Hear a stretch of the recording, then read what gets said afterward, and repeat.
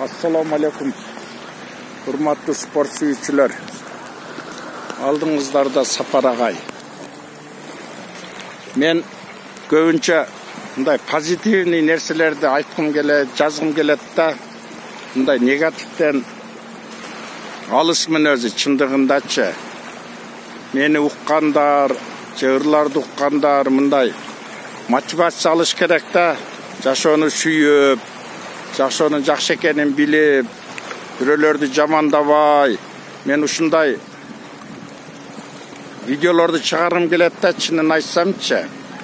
Бүгүн эми спорт Алыкул Осмоновдун сүйүүсү жөнүндө кичине билгендерим айтып берейин. Ысык көлүм, кереметтүү ысык көлүм. Алыкул Осмонов 35 жашында бул дүйнөдөн коштошкон. 35 жашында ушундай укмуштуу ырларды жазган. Алыкул Осмонов Шота Руставелинин «Жолборс терисин кийген баатыр» деген чыгармасын орусчадан которгон кыргызчага 30 жаштарында. Алыкул Осмоновдун ырларын азырынча Алыкул Осмоновдун акын чыга элек бизде, бирок чыгат Куда буйрса. Алыкул Осмоновдун өзү турмуш жолу мындай трагедия болгондо, өзү Токмокто детдомдо өскөн. Өзі Панфилов районында Капталарык айылында туылған, бұл Карабалта жақта. Биринчи сүйүүсү Айдай Жигиталиева деген сокулуктук кыз болгон. Экөө бул дүйнөдө бирге жашай албай калган. Экинчиси Москвадан театральный институтты бүткөн. Ага үйлөнүп бир кыздуу болуп, кыз 2 жумадан чарчап калган.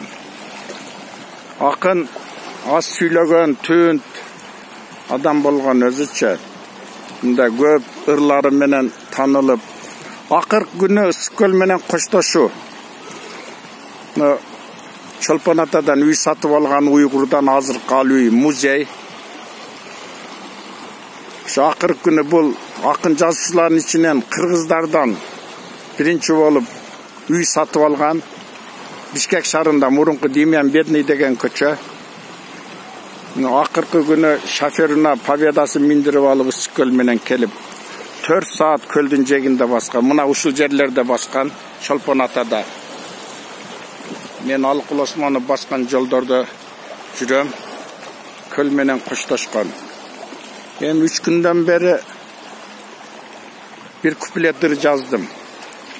Ошо ырды силерге сунуштап коеюн дейм. Алыкул жөнүндө жазыш кыйын. Анда ырды угуп коюңуздар. Алыкул тазым сага ырларыңа. Алыкул көл менен бөлүшкөн сырларыңа. Кыргызым бар, көлүм бар, сен жашайсың, унутулбай кылымдан кылымдарга.